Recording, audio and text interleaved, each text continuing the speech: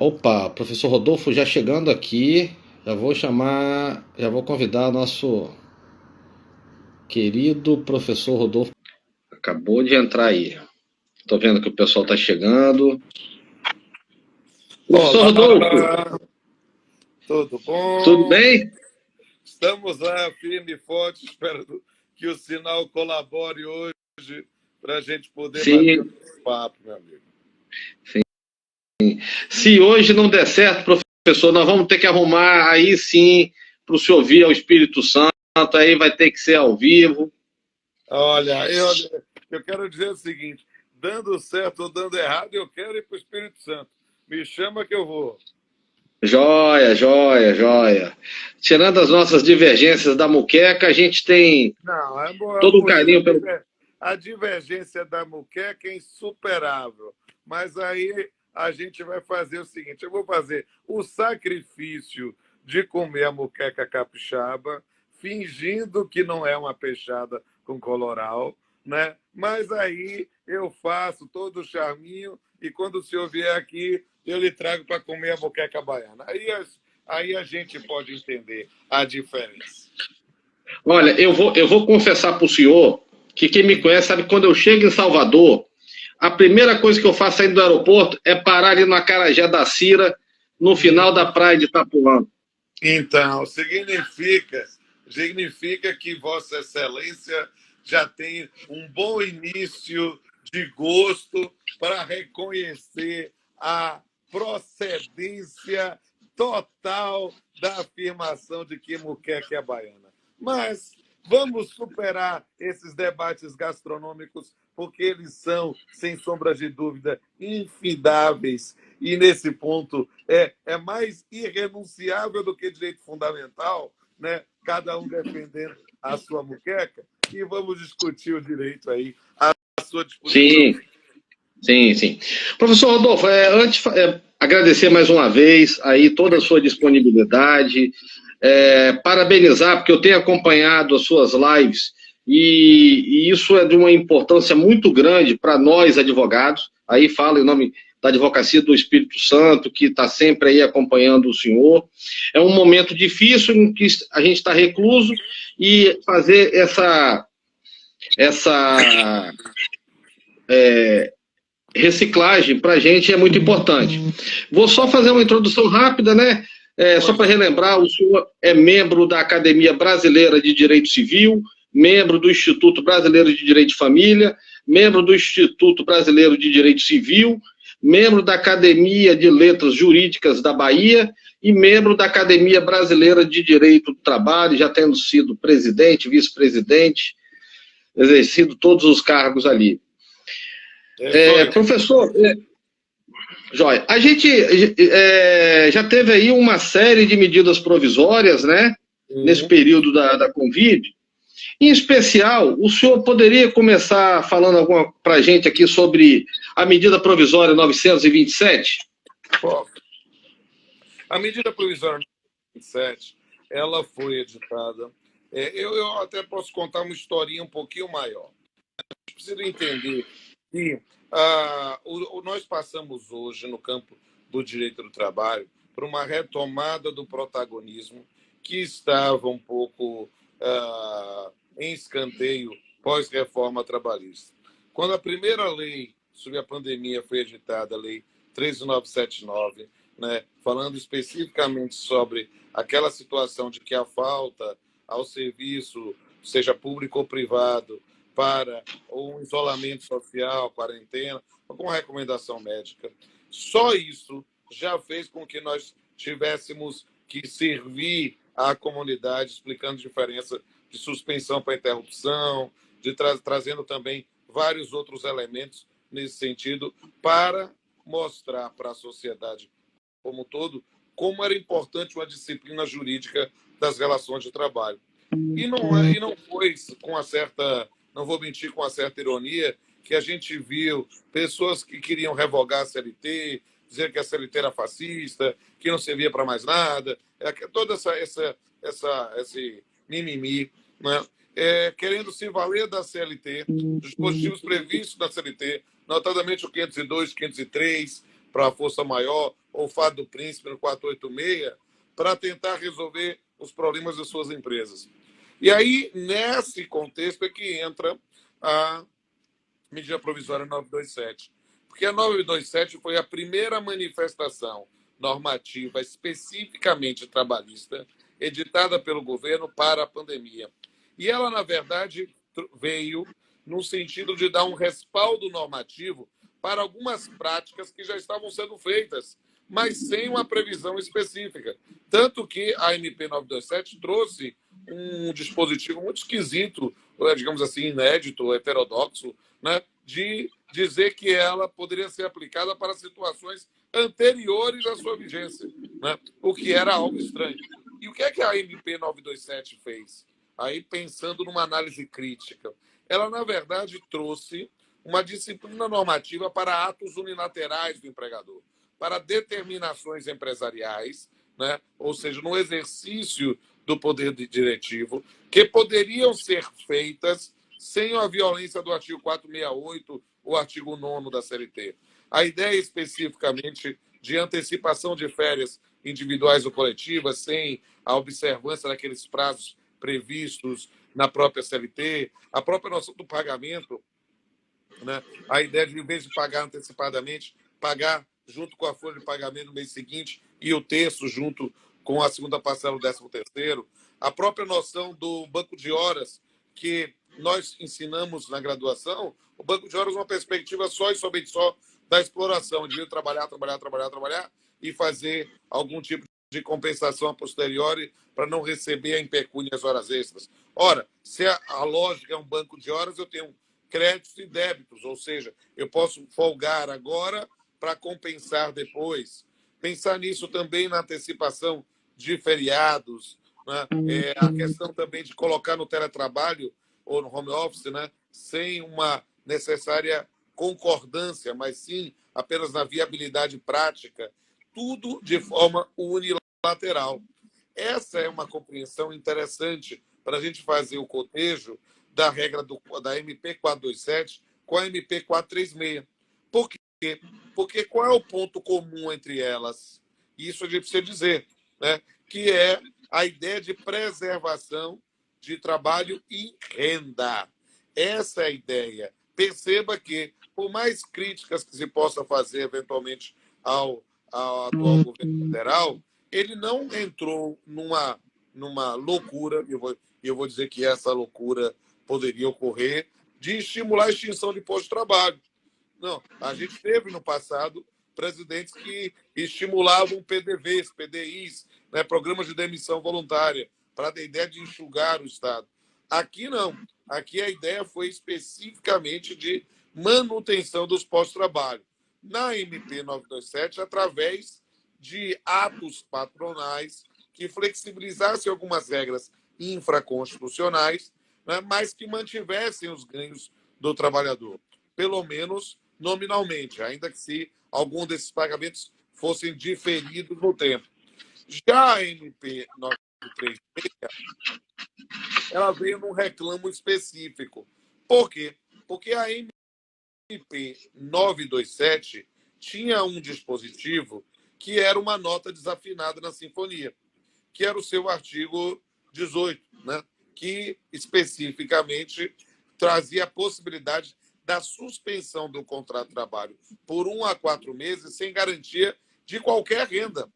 Isso foi algo tão criticado e tão assim desafinado dentro da proposta que o próprio presidente da República, quando percebeu, né, assim, admoestado pelas pessoas de sua confiança, declarou no seu diário oficial particular, que é o Twitter dele, dizendo, vou revogar.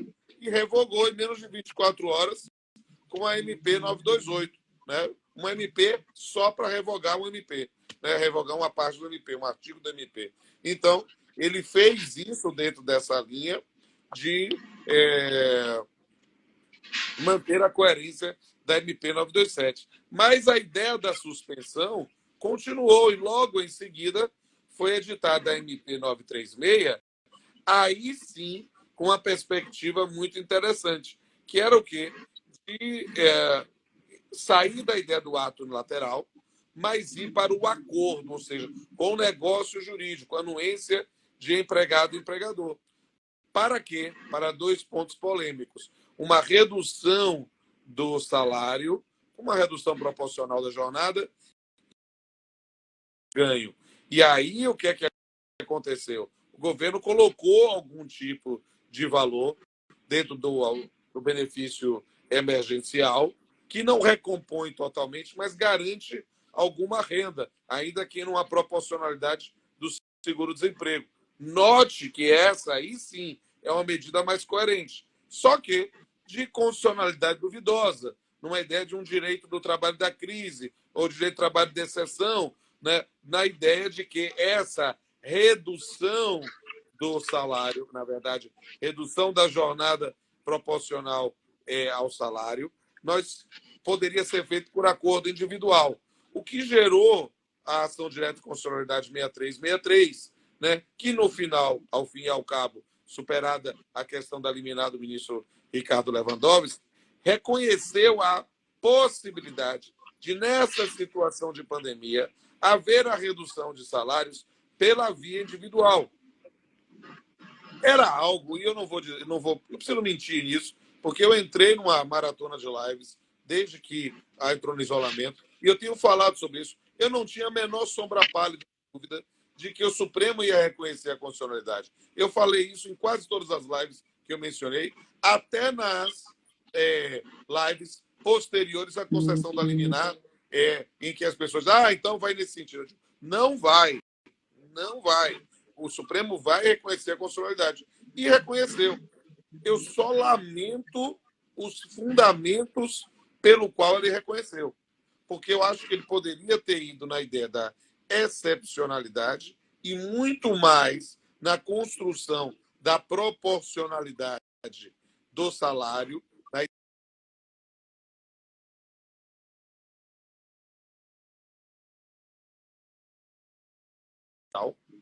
Por quê?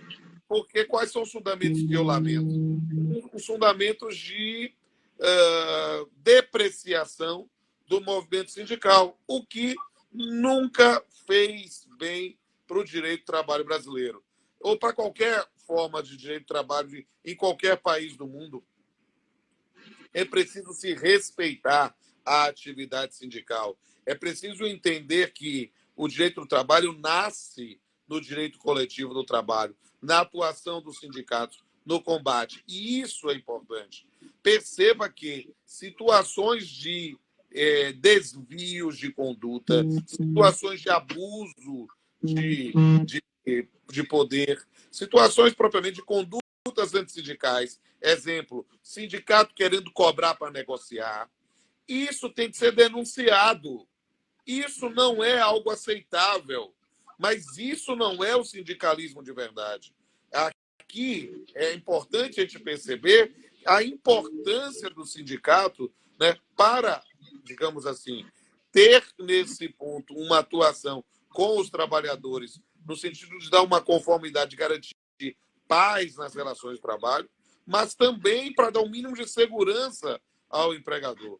Por quê, meu querido? E já indo para uma etapa posterior, né, aqui no debate, estou aproveitando porque o sinal está bom, então a gente está conseguindo falar e não está caindo, então estou soltando tudo que não pude soltar da outra vez. O que é que está acontecendo? A gente está vivendo um reconhecimento de uma possibilidade de acordo individual e eu dou minha cara a tapa, doutor. Dou minha cara a tapa. Se eu, que sou juiz, não posso dar consulta, as pessoas mandam inbox para mim e eu tenho que responder educadamente que não posso responder a situação. Se eu imagino que o senhor, como advogado militante, deve ter diversas pessoas entrando em contato. Doutor, o meu patrão apresentou aqui um acordo para reduzir meu salário. Eu sou obrigado a aceitar?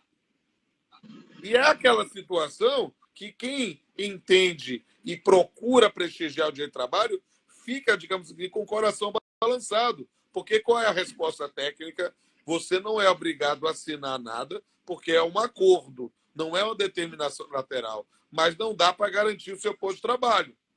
Não dá para garantir que esse cara não vai lhe despedir depois. Então, numa linguagem quase chula, É quase o dá ou desce. E isso é demeritório da disciplina jurídica das relações de trabalho. E é por isso, meu querido, que eu tenho defendido cada vez mais que a gente precisa entender a MP 936. Eu sei que a pergunta era do 927, mas eu já juntei as duas para a gente ganhar tempo, né? Que eu tenho defendido que a gente precisa olhar com cuidado a previsão da MP 936. Por quê? Porque o fato de ser acordo de comunicar ao sindicato, no prazo de 10 dias, a realização desse acordo individual. E essa comunicação é para quê? O sindicato virou cartório, secretaria, depósito de informações? Não. É justamente para o sindicato exercer o seu papel de fiscalização do conteúdo desse contrato individual. Ou seja, a gente vai ter, meu amigo, e aí a gente pode dizer, eu estou na magistratura há 25 anos, estou no seu trabalho há 28, não sou mais um menino. A gente precisa entender esse negócio com seriedade. O que é que vai acontecer? Eu não tenho a menor dúvida, meu amigo, que empresa que está fechada, que está parada, fazer a suspensão do contrato de trabalho é uma medida, digamos assim, de optar pelo menos ruim, de pelo menos garantir esse ponto, e o governo paga um determinado valor, a gente tenta considerar manter o posto de trabalho e depois falar. Por quê? Porque a alternativa para ela vai ser extinguir os postos de trabalho. O indivíduo vai ficar, no seguro-desemprego, pode ser, depois eu contrato de novo. É um caminho, mas você vai fechar a sua atividade econômica de vez, quando poderia eventualmente estar lutando para poder. Quem vai fechar e vai sumir, essa pessoa não tá, o direito de trabalho está pensando nela. O direito de trabalho está pensando justamente no pequeno, no médio empresário que quer continuar tendo atividade. E, nesse ponto, mantendo ali um mínimo de posto de trabalho. Então, é para ele que a MP está pensando, e eu não tenho a menor dúvida que, nessa situação, é para suspender mesmo. Agora, nós vamos ver, e eu não sou menino, e o senhor não é também. E aí nós vamos ver banco querendo aplicar MP 936, a gente vai querer ver mercado querendo aplicar MP 936, querendo ver farmácia para dizendo assim, não, é com a pandemia, houve aí um problema econômico, a gente vai ter aí uma reengenharia, um redimensionamento da empresa. Problema seu. Você não teve, nessa circunstância, o cerceamento da sua atividade econômica. E, nesse ponto, o sindicato vai fiscalizar e denunciar e ir lá para a justiça. E a mão tem que ser pesada. Por quê? Porque é uma circunstância, num desvio da finalidade. Eu não tenho a menor dúvida, a gente precisa perceber que a norma está pensando nesse pequeno empresário, naquele bar da esquina. Quando eu ia, a última vez que fui aí no. O pessoal sempre me levava para comer a muqueca ou alguma coisa ali naquele. É Praia do Canto, né? Isso. Isso. Muito bonito, um lugar muito legal ali, cheio de bares, não sei o quê. Eu não sei como é que está aí. Aqui em Salvador está tudo parado. E não sei como é que está aí, mas eu fico imaginando um indivíduo que tem lá uma portinha lá no canto e não está podendo fazer nada. E não está podendo, está tentando se virar, fazer quentinha para poder sobreviver. Ora, essa atividade precisa efetivamente de ter uma suspensão, pensando que a gente vai voltar a um sistema tradicional, mas talvez nesse campo o caminho vai ser despedir mesmo. E é tudo que a gente não queria. O pessoal está aqui dando testemunho aqui. Eu acho que eu gosto muito. Sabe, o pessoal às vezes tem essa mania de dizer, com sinal, corta os comentários, fazendo. Eu acho que é importantíssimo. Bota os comentários aí para o pessoal poder manifestar, poder participar e dar testemunho. Por exemplo, hospital pedindo suspensão de contrato de trabalho? Hospital? Perceba, há alguma coisa a priori errada. Porque a gente, obviamente, claro, que a gente vai trabalhar com a boa-fé, o indivíduo tem toda a possibilidade de demonstração, pode mostrar o dado, mas perceba que a gente tem aí vários elementos que precisam ser levados em consideração. Não sei se falei demais, é que eu estava com vontade de falar desde a nossa última live que o sinal ficou ruim, e agora, como o sinal ficou bom, eu soltei a carretilha aqui. Agora pode perguntar o que o senhor quiser, ou que essa plateia maravilhosa que está nos ouvindo aí quiser perguntar. O senhor manda. Eu estou aqui para servir. Não, a gente vai passando aqui. Eu tenho duas observações para fazer. A primeira é que eu concordo com o senhor, e eu acho que o nosso problema todo vem sendo gerado de cima para baixo. Porque quando a gente vê, e aí fala-se de uma forma respeitosa com fatos que estão sendo divulgados, o governo federal conceder 1 trilhão e 200 bilhões aos bancos para preservar o mercado financeiro e repassar 60 bi para estados e municípios em programa emergencial, aí é uma coisa de maluco. E aí, professor, como o senhor bem falou, o que os bancos fazem? Foi uma lei para o Congresso para emprestar esse dinheiro a juros. A sorte que os deputados mudaram. Falaram assim, ei, uma parte aqui eu não vou deixar você fazer essa farra, não. Você recebe um incentivo e faz isso. Então, assim, infelizmente, essa desvirtuação que vai criando esse grande tumulto, né? O problema aquela, claro que, coitado do jogador, não tinha nada a ver com a história, mas o fato é a velha lei de Gerson, né? Essa ideia de tem que levar vantagem em tudo. E isso é algo que tem que combater cada vez mais, né? Por quê? Porque a gente precisa efetivamente entender a dificuldade nesses tipos de atuação e combater veementemente a distorção. Sim.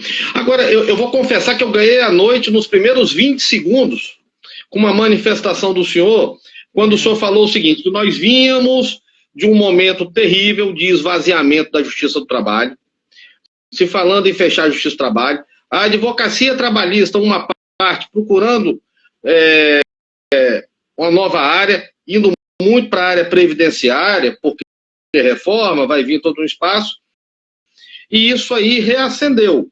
Aí nós tivemos até uma manifestação importante do ministro Alexandre Agra Belmonte, do TST, ele entende que esse período vai gerar uma quantidade muito grande de ações na Justiça do Trabalho. Vai. E aí eu também acho, e queria ver o que o senhor acha dessa colocação. Eu acho sim. A gente teve, inclusive, ontem uma reunião com o nosso corregedor, já pensando especificamente em audiências virtuais, né, com toda a cautela, toda a preocupação para não precisar entregar a prestação jurisdicional, porque não dá para entregar sem instrução. Vamos ver se a gente conseguir fazer nessas circunstâncias a melhor forma. E aí já discutimos situações que fatalmente vão acontecer nessa fase pós-pandemia.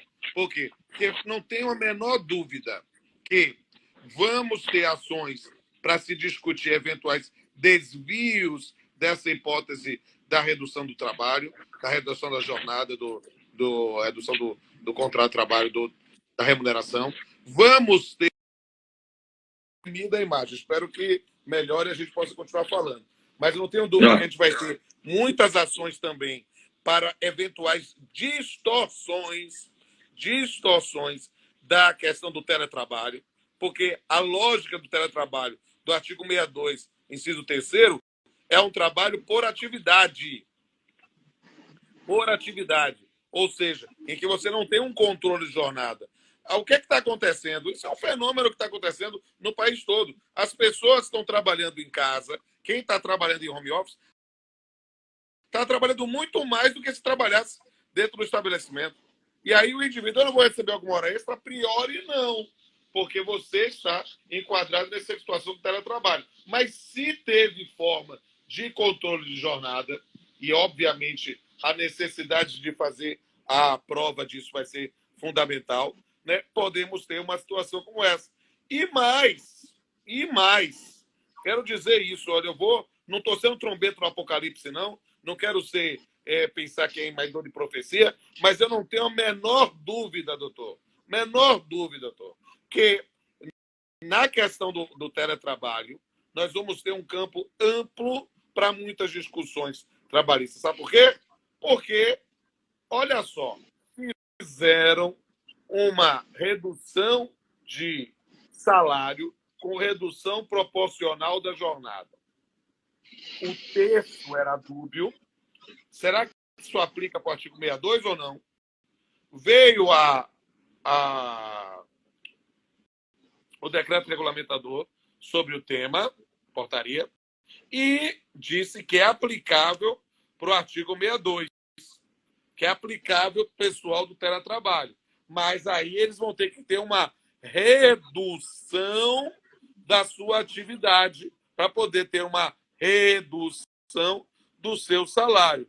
Doutor, é possível que haja redução, mas também é possível que não haja nenhum tipo de redução, porque a pessoa não tinha controle nenhum antes.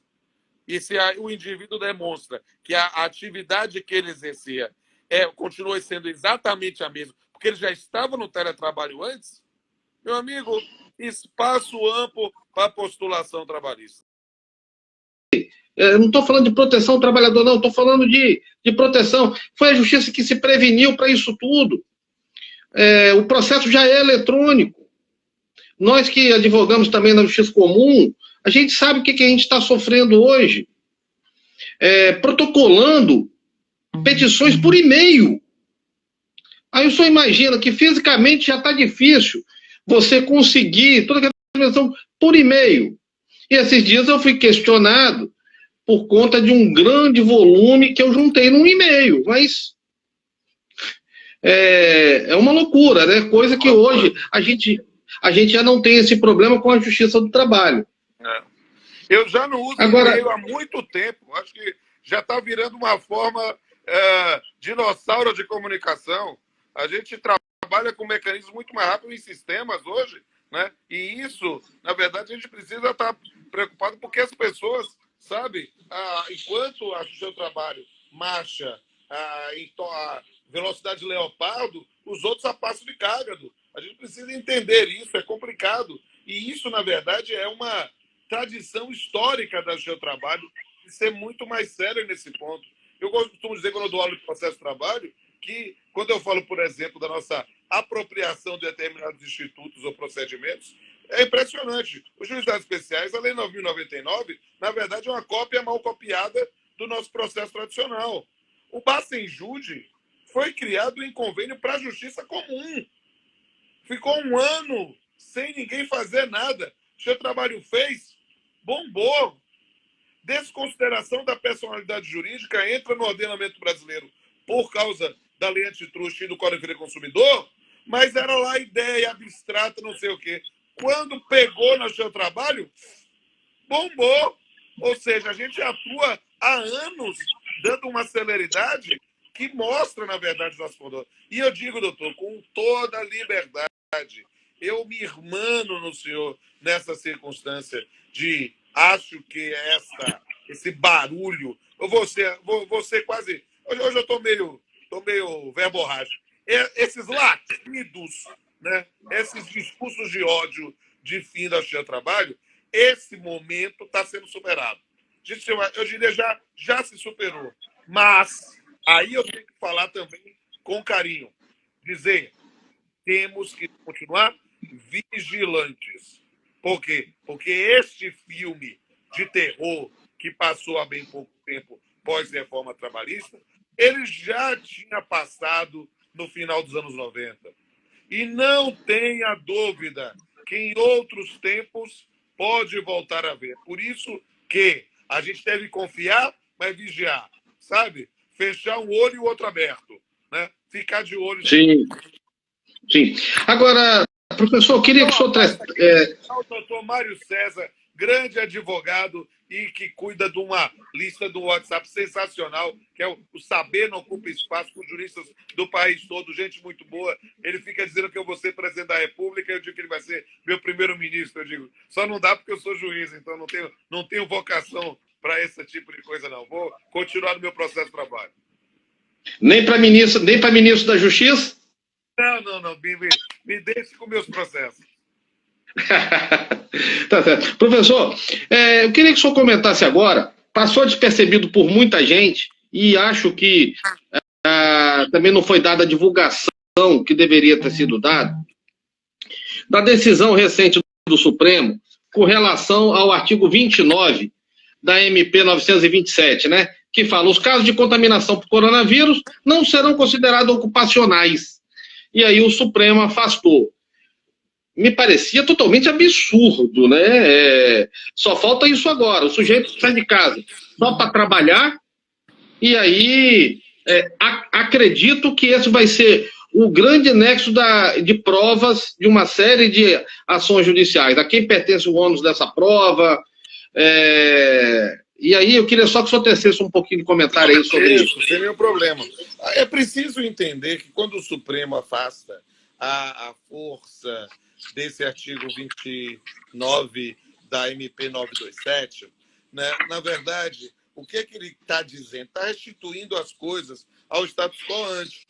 E qual é o status quo ante? É o artigo 20 da Lei 8.213, lá dos parágrafos. Ou seja, uma doença adquirida no trabalho pode caracterizar o efeito da infortunística se for demonstrado nexo de causalidade.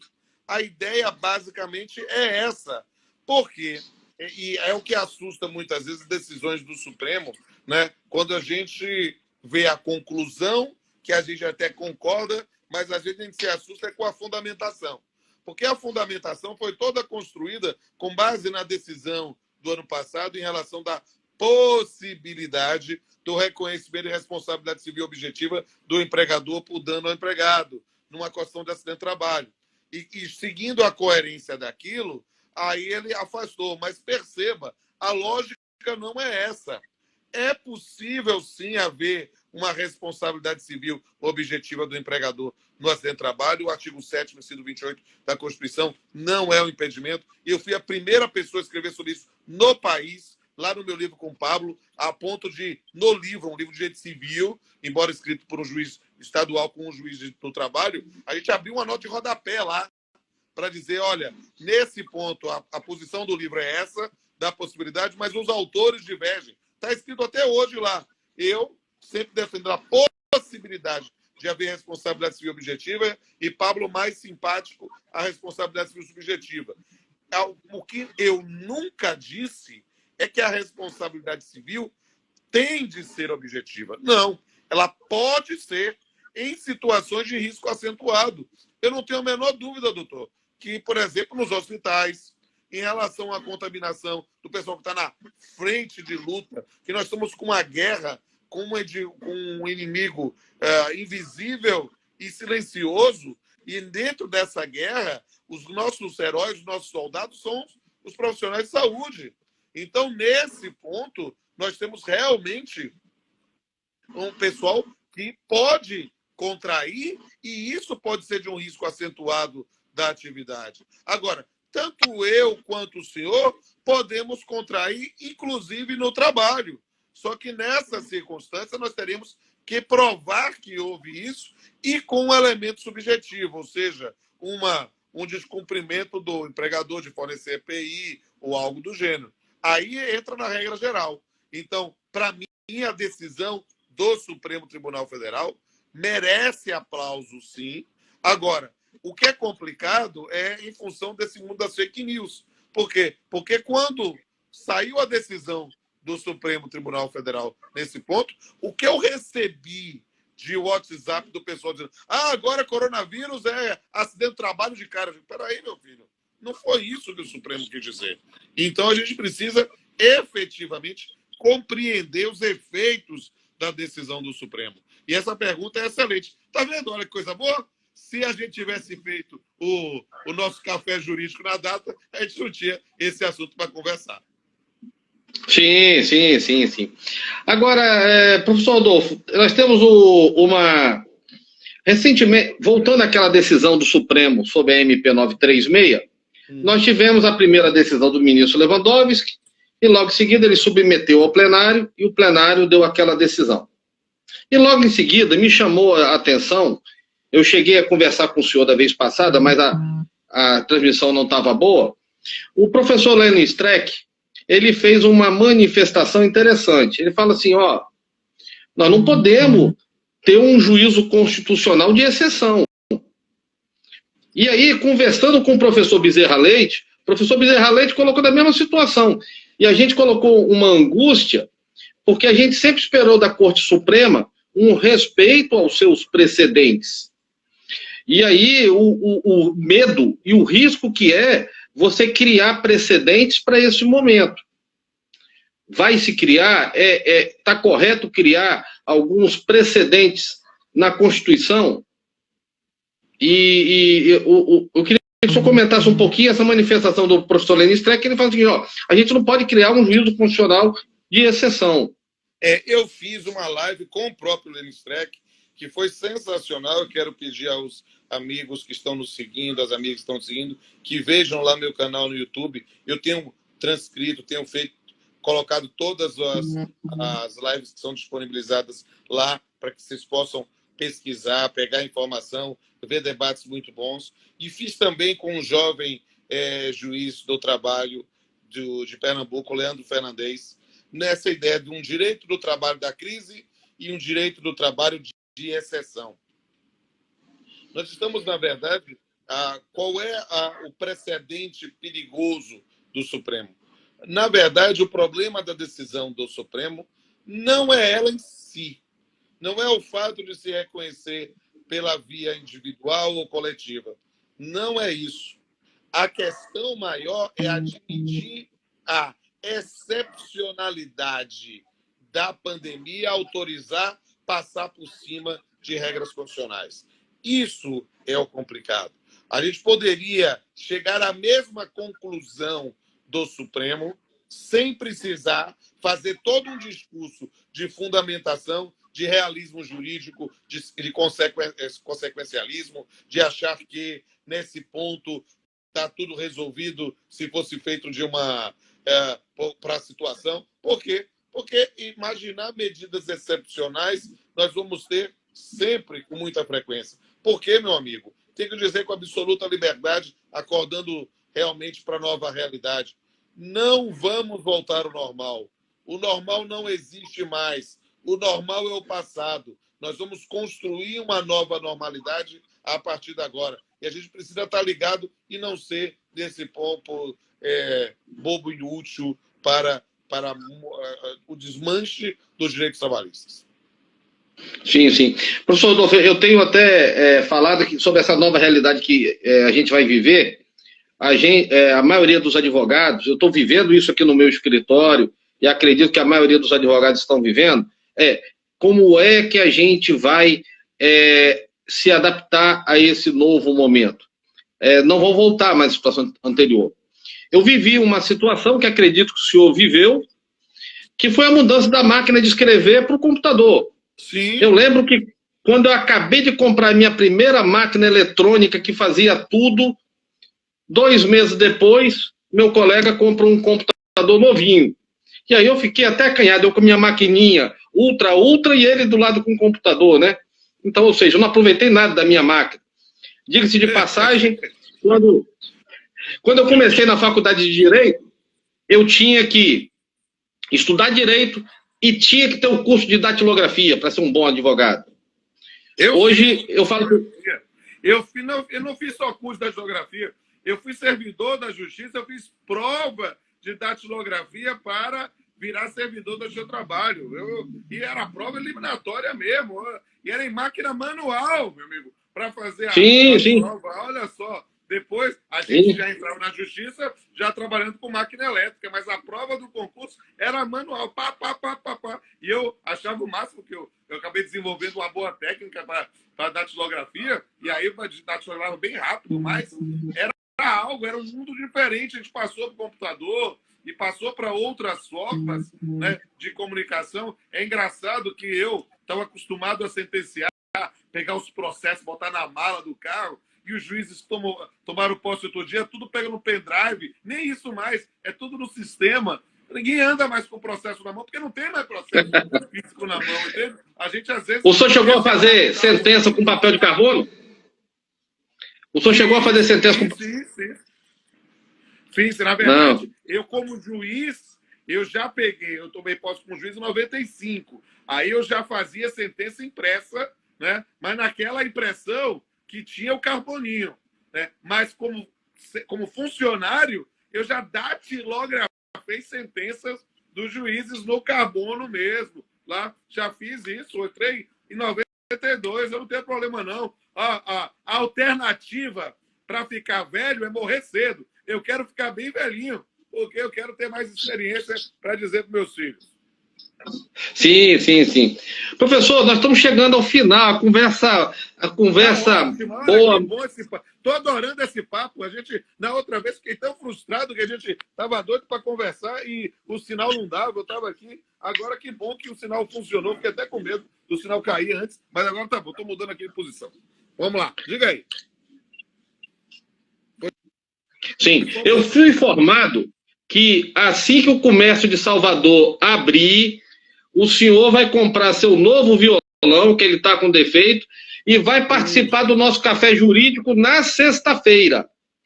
Porque, vamos lá, de segunda... Olha, o meu baterista entrou aqui, eu não sei se ele ainda está ao vivo, mas ele entrou aqui na live, chama Cássio Brasil. Aí eu espero assim, ele agora está estudando nutrição, né? Mas o meu guitarrista, que é professor de curso de contabilidade, ele já me prometeu que vai tocar comigo. A gente, quem sabe, marca o café jurídico, eu e ele, a gente canta aí e faz um barulho com vocês.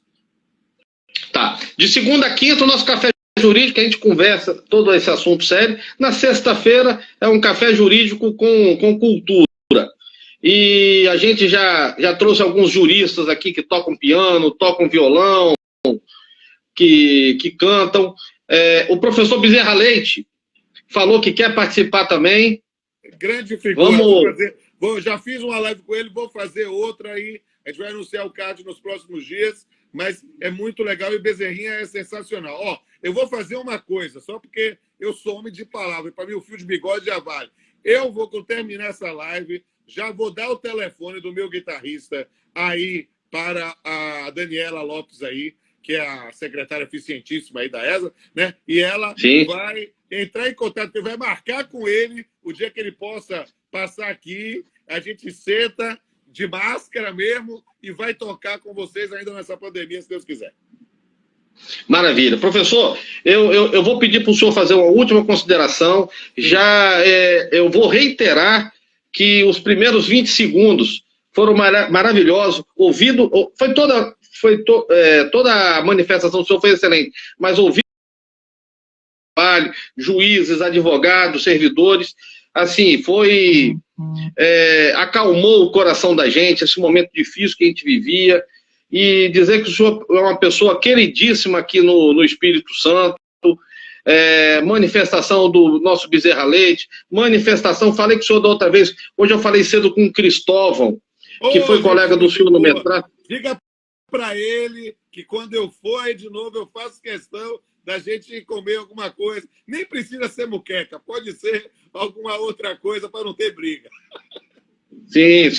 Avisar o pessoal que a live fica gravada no nosso site da ESA e franquear a palavra para o senhor para esse encerramento nosso. Meus amigos, minhas amigas, eu quero dizer que foi um prazer enorme conversar finalmente aqui na ESA com o doutor Sambrônio, e eu quero dizer mais nesse ponto, dizer da minha imensa satisfação de estar servindo toda a comunidade jurídica através dessas lives. Essa é minha live número 134, então vou fazer mais uma hoje, e eu quero dizer que a máxima de Gandhi é a máxima da minha vida. Quem não vive para servir, não serve para viver. E eu quero viver e, eventualmente, morrer, né, servindo cada um dos senhores. Mas eu quero ainda viver muito. E eu quero que a gente passe dessa pandemia, que a gente construa uma nova normalidade, que a gente não sabe como vai ser, porque é como a poesia, o caminho não existe, o caminho se faz caminhando. Nós vamos caminhar juntos para construir uma nova realidade. E eu quero, nessa nova oportunidade, ter a oportunidade de estar com todos os meus amigos capixabas, todas as minhas amigas capixabas. Vai ser um prazer estar com vocês. E aí eu vou palestrar na ESA presencialmente. Nós vamos sair aí e bater um papo e ter altas digressões e brigas e debates e arguições sobre qual a melhor moqueca, a baiana ou a capixaba. Eu acho que é a baiana. Obrigado, professor, obrigado. Excelente, excelente. A Escola Superior de Advocacia, extremamente grata aí por toda a generosidade do senhor. E só avisar aqui a Catiúcia, que ela está falando que o senhor é um orgulho de Salvador. O senhor já extrapolou isso, o senhor agora é um orgulho dos capixabas, dos baianos, do Brasil todo. É muito bom poder contar com o senhor nessas reflexões. Obrigado, querido. Conte comigo sempre, estou sempre à disposição. Tá bom, fica com Deus, professor. Tudo de bom. Não esquece de deixar gravado aí, viu? Deixa aí a live. Sim. Pro pessoal, e estou dizendo para todo mundo que entrou nessa live pelo meu perfil, siga aí a esa.oab.es, que é o perfil do Instagram da OAB, da ESA, da OAB do Espírito Santo, né? E me siga aí, Pamplona Filho, e os meus 2 canais no YouTube. Se tiver qualquer dificuldade para achar o canal, me manda uma mensagem inbox no YouTube, que eu mando o link para você, e eu vou fazer o download também para que a gente possa disponibilizar e continuar servindo a comunidade. Só avisar o senhor que eu estou vendo aqui, nós já estamos entre os top 3, tá? Entre as 3 maiores lives que nós já fizemos aqui na escola. Que bom, Obrigado, quero ser top 1 aqui. Para mim vai ser... Estou na briga, mas eu estou animado. Vamos embora. Um abraço, meu amigo. Maravilha. Obrigado, professor. Tudo de bom.